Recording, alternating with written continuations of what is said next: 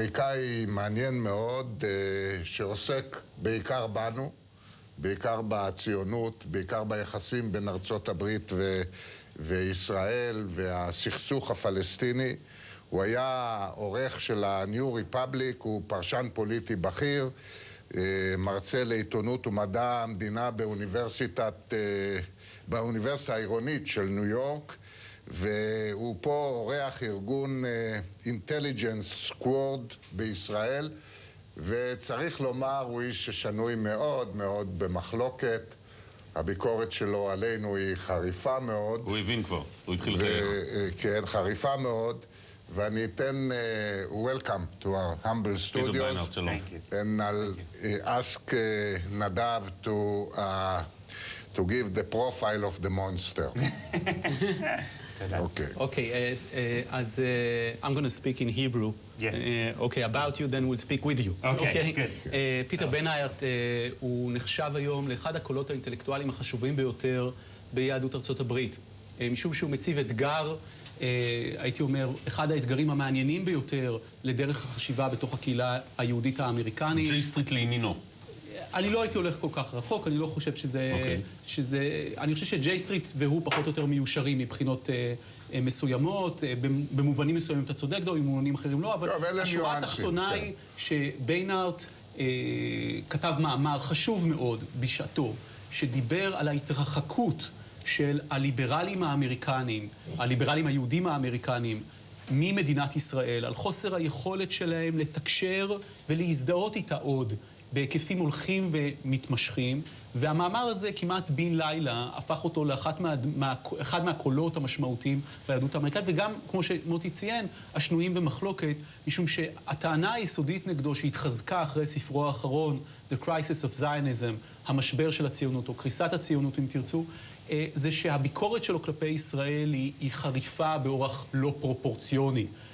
שהוא שם הרבה יותר מדי על סל האשמה הישראלי, גם בהקשר לתהליך השלום. בין היתר בספר הזה הוא מדבר על הגזענות שחלחלה לתוך החברה הישראלית, אבל בעיקר על המנהיגות של החברה הישראלית. הוא מתייחס למדינת ישראל כגוף מאובק, מיושן, שלא מסוגל לנוע קדימה, וגם לא רוצה לנוע קדימה בהקשר לפתרון הסכסוך בין הצדדים. והדברים האלה מציירים כמובן פורטרט מאוד קטגורי של החברה הישראלית, ובעיקר של היכולת של היהודי הליברלי, והיום היהודים בארצות הברית, הרוב המוחלט שלהם הם ליברלים, לתקשר איתנו כאן בישראל. פיטר, שלום.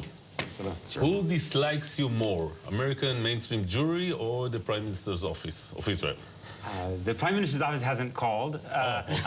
American Jewry did. The leaders of American Jewry do call more often. That's nice. But I think I've actually managed to have a dialogue with some of the leaders of the mainstream Jewish organizations, because although they disagree with my political analysis, they know they have a problem. Their problem in the United States is they don't have young American Jews who want to take over their organizations. They have a structural organizational problem. And that is because the way they have defined supporting Israel, which is whatever the Israeli government does, we salute, is not very popular amongst most younger American Jews who I think would be much more drawn to a vision of being pro-Israel that says we support the principles of Israel's Declaration of Independence, and that at times might mean we have to be in opposition to the policies of the Israeli government. Now, this actually, what you're describing here, this started out or got more strength since 9/11, or this was actually much before? It starts earlier. It reflects the behavior of the Israelis against the Palestinians in this struggle, or? It's even deeper than that. You have to go back to the question of how American Jews became Zionists in the first place. In the first half of the 20th century, Zionism was very controversial in the United States. What made American Jews Zionists was the Holocaust and America not opening its doors. So the fact that there was a need for a Jewish state as refuge, that experience of seeing Jews persecuted and coming to Israel as refuge also was my experience. I grew up with the Soviet Jewry movement, Ethiopian Jews coming. It resonates for me. But the thing you have to understand about younger American Jews is they have never seen any large-scale group of Jews around the world come to Israel in distress. And so the very notion of Zionism, the rationale, doesn't make sense as naturally for them. Netanyahu didn't call. Had he called, or had he was he sitting here in the studio, what would you warn him from? What is going so wrong? I think what's going wrong is that the founders of Israel made a bet, and their bet was to tie Jewish sovereignty to democracy, to tie democracy to the Zionist enterprise. If those things diverge, with permanent control over millions of people who lack democratic rights, I think ultimately the world and the Palestinians will get behind the idea of one, what they will call secular binational state. I think it would be a civil war, but they'll call it a secular binational state, and Zionism will lose. This is not an original argument. You've heard it a million times. Yep. But I can see it, even in the United States, which is the most pro-Israel of all the major countries. You can see this is the trajectory if you know how to look carefully. Yeah, but when you talk about this, even that, it works very well in theory. I mean, when you say it, it's very convincing. But then let us look at the realities. And the question is, when you are dealing with your criticism, yes, are you really looking at the realities? Because this Palestinian entity, yes, for instance, yes, is divided. It's yes, not unique. And yes, you have Hamas, we yes, have Jihad, yes, we have Al-Qaeda maybe yes, here on the borders yes, in Syria and yes, all that. You have all this, but you ignore the fact that we're not talking about an entity, you know, that is came from the moon.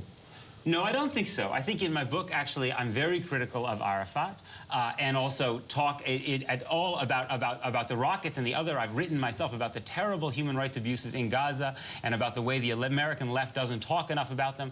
But for me, the question is this. Israel and Israel supporters, of whom I consider myself one, have control over some things. The things we have control over, we must do right. What Israel must do is it must strengthen those people among the Palestinians and in the larger Arab world who are willing to live at peace. Not because they love Israel, but because they don't want to die fighting Israel. And right now, I feel like many of Israel's policies are strengthening Hamas because you have leaders like Salam Fayyad and Mahmoud Abbas, and you're giving them nothing. You're subsidizing settlements, which is the best thing that ever happened to Hamas. I want to ask you about, you had an important article arguing that the president in his second term is going to vouch for benign neglect of Israel, basically, and of the Israeli-Palestinian conflict. And you basically said, you know, he's going to allow this tide against Israel to pressure its leaders. He's going to pull back. He's not going to nominate an envoy. He's not going to present a plan. And then he came. And then you know, the first visit was to yes, Israel. Yes. He came with a plan. Yes. You know, he nominated Kerry. He's yes, been here twice. Yes, so we're not seeing benign neglect at all. Yes. Well, there is always. I'm not just. It's not a catch you no, thing. No. Yeah? Look, it would not be the first time. Why not? It would not be the first time that I've been wrong about something. Although I do think that one should distinguish between the White House and Kerry. I think that for the White House, it made sense to come here. Now they can't say he's never been here. And maybe they have a little bit of goodwill if they want to use it. But that doesn't mean they want to use it. I think Kerry has a passion for this issue. I think, frankly, also it might have been the issue he could take ownership over, because in this administration, the White House controls a lot of things. So the Secretary of State doesn't have always his choice of issues. So I think Kerry is taking this, and I think the White House view is, as far as I can tell, you go. If you achieve something, come and call us. Yeah, but I don't think they are willing to risk their own political capital, like they did in 2009 when they fought over settlements. But you do the separation from Kerry to Obama because of your opinions about Obama. I mean, you consider Obama to be the first Jewish president in the United States. Yes. What do you have against him? I mean, and if you are against him, why do you say he's the first Jewish president? He's the first Jewish president because no other American president had such intimate relationship with Jews throughout his adulthood.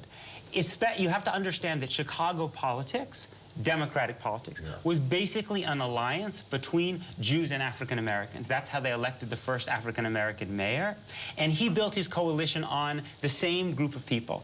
And he has a very, very deep familiarity and connection to a certain kind of liberal American Jewish culture. With new elections here in Israel and the results, do you see any hope for change? Some more liberals, sitting in the government and less extremists are there? It seems to me, and I'm only an outsider, that Israeli politics is pretending as if the Palestinians don't exist, that people are very excited to talk about the Haredim and to talk about economic issues. I think American Jews can understand that those are exciting and important issues too.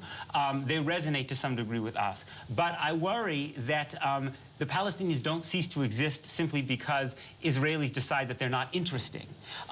And that the message, if you send the message to Palestinians that we only pay attention to you when you're killing us, that's a very dangerous message to send. Mr. Peter Bernard, thank you very much for coming to the studio. One day you will see the light. Thank you. I can promise you. תודה רבה, אנחנו מיד נשוב. תודה.